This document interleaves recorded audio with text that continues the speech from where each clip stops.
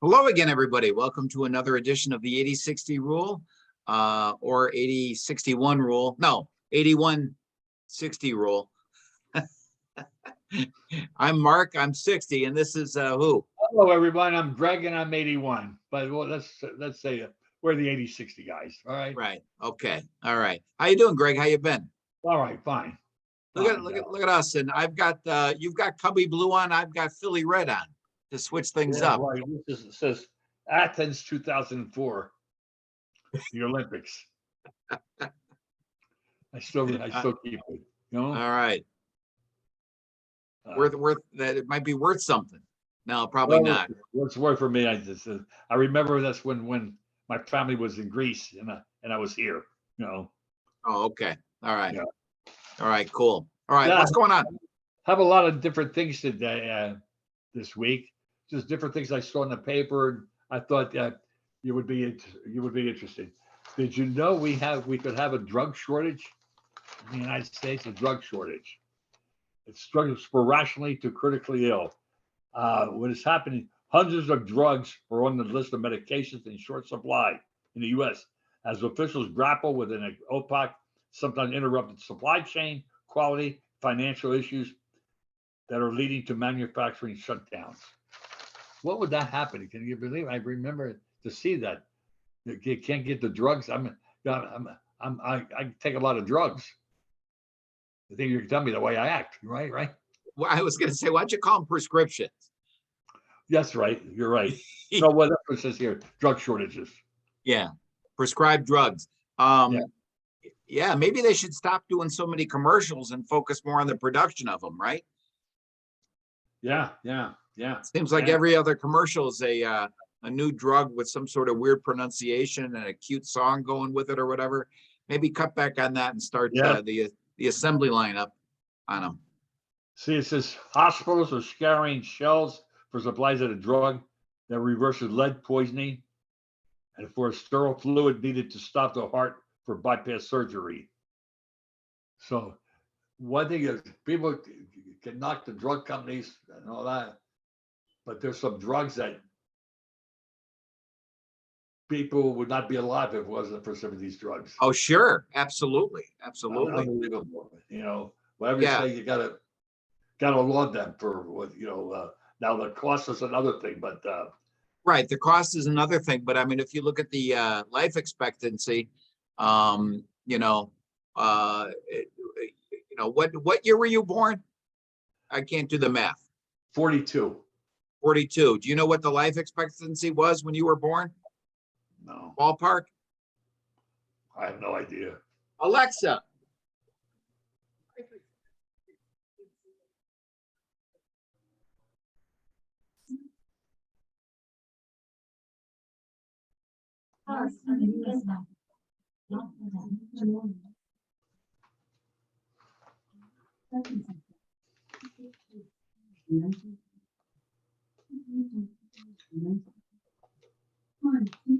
$63 years old in 1943. If you were born in 43, the life expectancy was 63. So because of all these prescriptions, we're living longer. Yeah. It's been something. So it's just drug shortage, things that I never thought of. Right. You think it's always going to be there, and then it's like, that's right. Yeah. Let's have another one here. This got me not upset, but like, what? The Queen's funeral cost 200 million. Cost the UK 200 million. Wow. 200 million. What where'd they go? Where'd they go for the dinner afterwards? They must have gone. It says you would say, maybe, did anybody ever say maybe we should cut back on some of these things? And I think a lot of people are saying that. Yeah, they are now. I mean, the ones the king and say let's divert some of that money to people so we don't get blasted. Right. So we don't exactly. Let's scale back a little bit. What was the? We don't have the price tag on the coronation yet, do we? Queen Elizabeth's funeral in line in state last year cost Britons an estimated 200 million. It was held September 19th. the case attended by world leaders followed 10 days of national mourning. Okay. Hundreds of thousands of people were drawn to see the body. The quotes were published Thursday as part of a written statement to Parliament. 200 million. Too much. Too much. Too much. Okay, Yeah, let's get to another thing. 100 million I can see, but okay. Okay, corporate bankruptcies. New data shows that in 2023 should be the biggest year for Chapter 11 bankruptcy filings by U.S. corporations over a decade. More than 230 American companies filed for bankruptcy through April of this year, the highest level over the first 4 months of any year since 2010. Isn't that something? Yeah, I would imagine that's all about being able to shift to the changing times. If you're able to do that, or if you're behind the shifting to, on technology, or just the way consumers are purchasing things right now, you're going to be in trouble because people are passing you by, and consumers, and I don't know what type of companies you're talking about, but consumers are not as loyal as they used to be. Now it's, now they go, I'll go this way. I'll try that. I'll do that, Well, it says here, blame the slowing economy, fast rising interest rates, and persistent inflation, all which have worked companies struggling under heavy debt burdens, and challenged business strategies. You got to refocus. You got to pivot. Right. Pivot. Pivot. That's right. I see these days now. I'm happy to be in the food industry, and if you have a carry out, the best thing to do is to have a drive-through. Right. No matter what your restaurant is, if you're building a new restaurant, have a drive-through. The last 3 years have told us that. Yeah. And it not necessarily drive-through where there's a menu and there's somebody talking on the microphone like that. More where you can do carry out, where you just drive up and the order's ready and you go. Yeah, you've got to do that. That's right.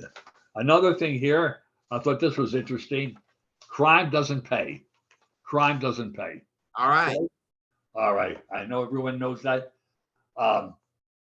People, November 2019 in Dresden, Germany, woke up in shock.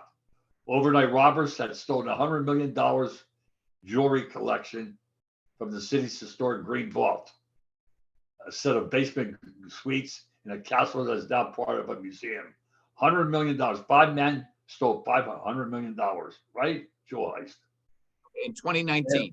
Last week, 2023, last Tuesday, 5 men, all from the same notorious Berlin crime family, were convicted and sentenced for the role in the they caught him. They caught him. Wow. And if there was, I would see to see if they're smart. If I was smart, you got 100 million, I'd start spending it right away. Yeah. Right. Because I know what they found me with 120 million. I said, what am I stupid? Why didn't I buy a car, a plane? A yacht. A yacht. Do something with it. Yeah. Right. Yeah. Yeah. It's interesting. 2 years later, boom, they got it. However, there's a Netflix show. I think it's called This Isn't a Robbery, about a jewel heist museums in Boston. And they caught the people, but they can't find the artwork. It was an art heist. Yeah. Yeah. Okay. Yeah. It's just interesting how things. Let's see another one here. I don't know what you think here. This is interesting. Americans are keeping cars longer than ever. All right. What are they saying? Longer than it says. Blame is. Wait a minute. I lost my place here. Okay. The average age of a passenger vehicle hit 12 and a half years. Wow. Yeah. Yeah. Well, the probably combination of the economy and also quality, right? They're lasting a little bit longer. Yeah, yeah. I find myself, I've done it with a couple cars. I got to tell you, I wouldn't buy a car every 3 years or so, but like after a while, I get bored of the same car. Oh, yeah. Well, yeah, if you can do it, then okay, great. Yeah, You know, yeah. it's that I get. But I think I should have a car. We should have cars where there's with use safety when there's use safety features. You know, that's the best time to get a car. It's like something like I have the camera, which I don't understand because I don't trust myself backing up. But I love the signals on the right hand side. Right. I really, the left hand side, and it's something. I mean, you got to. I love the fact that you don't trust the cameras. I'm not good. You know what? One thing, getting older, if I may say. Oh, I get it. It's probably. Go ahead. I used to be able to go with one hand to back up. Yeah. Like that. Now I can't. I can't see it well, and I don't back. I go to grocery stores. I pour, so I can go forward all the time. Yeah. Yeah. But that's what the cameras are for. The cameras are for people like you. You can just look at your dashboard and go, oh, okay, nothing behind me. I'm going. But I still question: is there something behind me that I'm not seeing? Yeah. Well, you gotta. I'm shaky on that. You should double check. Yeah. But yeah. I got you. I got you. I've had people with a couple of guys I know, their daughters say they didn't use the camera. They used and they had an accident. So it was like now I use the camera when I'm driving in to see what side I'm on. Yeah. So, Yeah. but it's 12 and a half years. And like, if it depends how many miles, like if I had 125,000 miles or something like that, maybe it's time to go. So, right. Before it starts. Very important to me. As I get older. Okay. All right. What else is here? There's Chicago's population, our city, our beloved city, and we got to get it together here in our city. But our city, we're now the still the third largest city in the United States, but we lost 81,000 people there last year. They either went to Florida or Indiana. Indiana. To Texas. Yeah. Right? It's so easy to go from Indiana downtown. Yeah, that's true. Yeah. That's true. Yeah, right around the bot. Yeah, that's true. Okay. All right. Yeah, really. So like, yeah. Just 81,000 people. Again, Florida, New York is first, LA is second, Chicago is third, and Houston is fourth. Yeah. Okay. All right. And then that also that Illinois lost more than 230,000 people. Chicago lost 80,000, but Illinois lost 230,000 people. Yeah. So 81,000 of the 230,000 was from Chicago. Yeah. The weather, I think the taxes, crime. And crime. But watch it where you're going. Watch it where you're going. Yeah. Crime. Yeah. Crime is a nationwide problem. So I don't know where you're going to go. I mean, Yeah. Let me say another thing here about China. Why am I saying that? When I read that, Mark, China says 1 in 5 young people is unemployed. They can't get a job. Wow, 1 in 5? Yeah, 1 in 5 young people is unemployed. What do they consider young? I guess after under 80. Government reported this week: 20% of people ages 16 to 24 looking for a job or out of work. Wow. Ooh. I would tell them, get the State Department together, say, come to Chicago, come to Illinois, we can use you. Yeah. All these restaurants need cooks and servers and all that. We can use them. All you have to do is go. I don't understand. I don't want to get political here. I don't understand. I see a lot of people out there begging for money. And what bothers me more, begging for money and have a having a wife or a girlfriend with a kid sitting down at the intersection, like Oh, you're talking about panhandling panhandle. or All you yeah, have to do begging, I is, guess. I'm sure one of those companies you go through now hiring, now hiring, now hiring. You could get a job and do something. Yeah, It's right. When some when you help, that same intersection that you're at where somebody's coming over with a little sign saying, help. I get it. People fall on tough times. Maybe there's some health issues or whatever. But when you scan around, if you did a panoramic sort of view of that same intersection, you'd see now hiring, now hiring, now hiring. Yeah. When I see the families, like the families out there, that just screams scam to me. It just seems, I don't know, but it just seems like a little scam going on. Like the next day they're at a different intersection. The next day they're at a different intersection. That's Mark. That's unfortunate what you're saying, but you're absolutely correct. That's the Yeah. way I feel too. Yeah. Like, come on now. Some people would say that's a health issue. I understand that, but Yeah, on.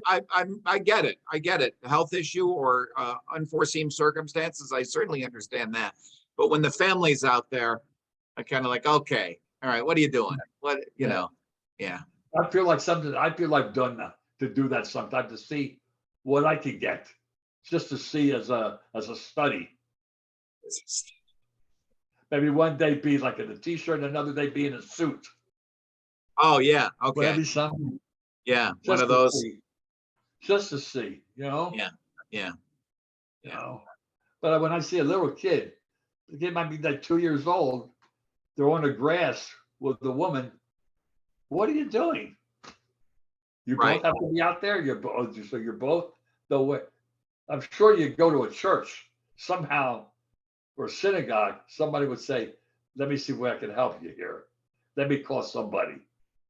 Yeah, not the best idea to have the toddler out there at the intersection. So Yeah, it might. Yeah, but I'm glad you said that because I would feel like what am I saying? It's a scam, but it could be a scam, and then it's been probably thinking it's a scam. Yeah.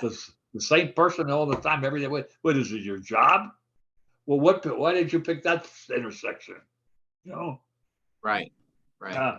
That's another disappointing thing here, Mark. Another disappointing before we get to sports. Drug overdose. Nearly 110,000 people in 2022.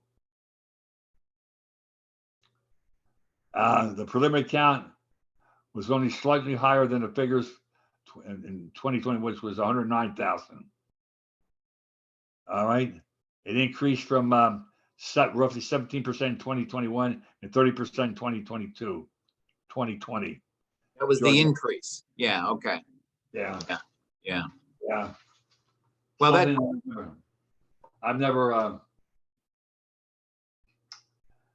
had some friends that I've known and I know that they've lost their loved ones over that, and you never know. Right. Yeah, me too. You never know. Let's talk about some good things here. Not other good things here, but and I got to find it here. NBA. What I don't know about you. I'm an NBA. I like what terrific basketball I'm seeing. Yeah, you're more the NBA guy between the two of us, but this is the time of year. Some exciting stuff going on. Yeah, to see. Well, both series are 3-0, right? Yes, and both hockey teams are 2-0. Right. There's a game tonight. Yeah. It could be, and Mark, it could be 4 teams. It could be like the Nuggets and the Heat go 4-0. It could be the hockey team go 4-0. Wouldn't that be something? Yeah.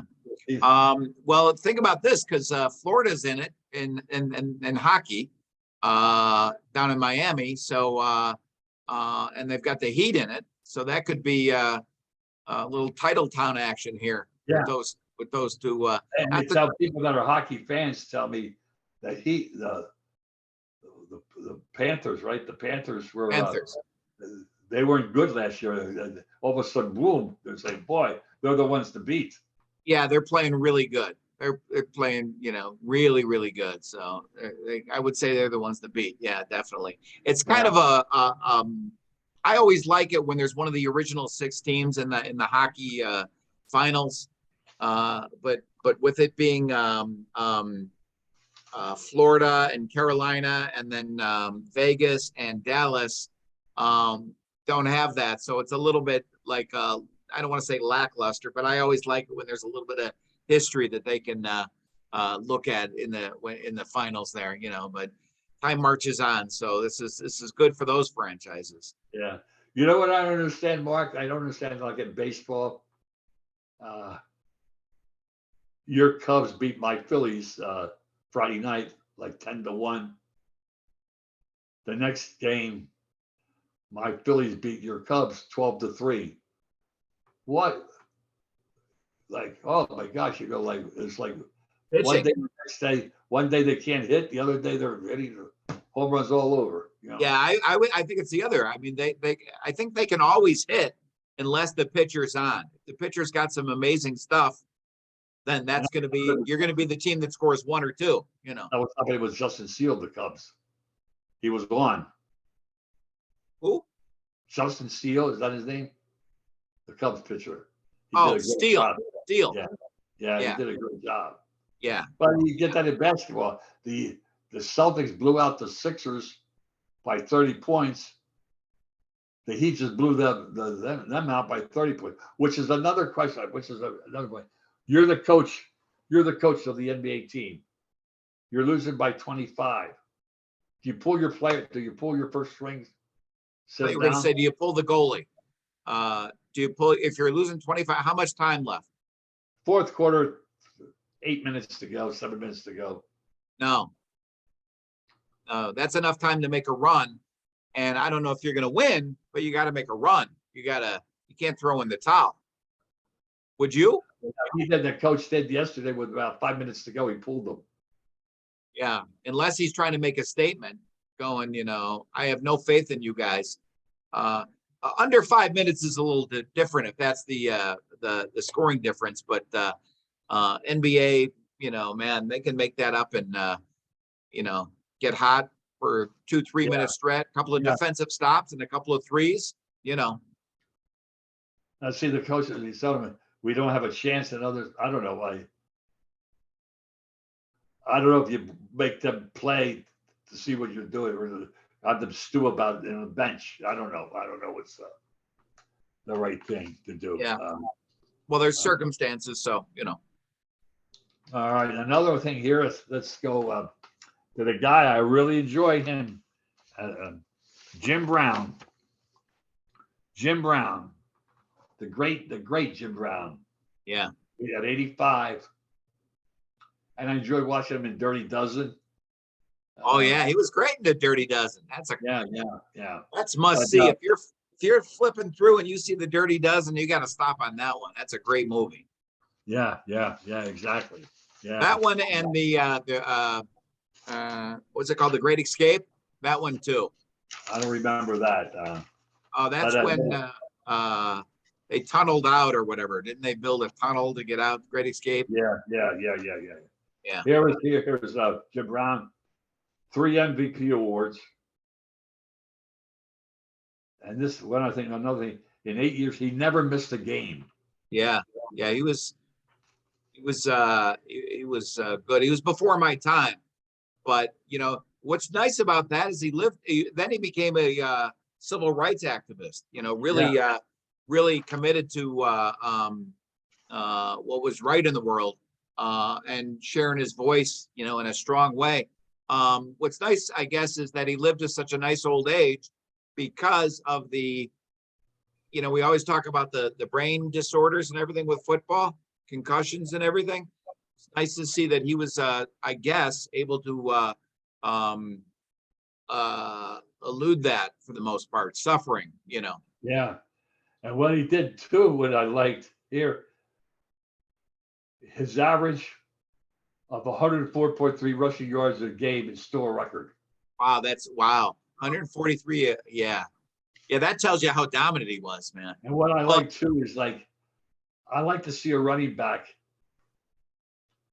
Not only who's fast, but it looks like he's so angry. I like to see angry running backs. Like, He runs angry. Yeah. Run like you're really, and when you see that, you go, Right? Yeah. Yeah.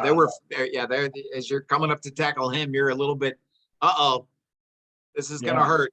I can't think of who in the NBA now, in the NFL, I think of that now. Like Walter Payton, he, with him, you never got a clean shot at him. No, Walter Payton would give it just as hard as you were going to give it to him. He would even harder. Yeah. And he never tried to get out of bounds. It was always about that extra little. The other thing that Walter used to do, let me use the mouse. This is the football. When Peyton would get tackled, he inevitably would reach the ball like kind of he'd mark his own ball, going like, an extra couple of yards because he was always trying to get that extra yardage there going on. Hey, I know you've got something to say here about this NASCAR thing, but we've got to wrap it up. So go ahead. Okay. NASCAR, everyone, is July 4th. You're talking about the July 1 at 4 p.m. It's with 12 turns, 2.2 miles, 55 laps. Yeah, but you're talking about where? Chicago, downtown Chicago. Yeah, downtown Chicago. 40 NASCAR Chicago Street Race. It's a lot of money to go see it, I've been told. I don't have the money here, but I don't have the money. I don't know the. But July 2nd at 4:30, it's going to be on Channel 5, which is NBC. NBC. Okay, cool.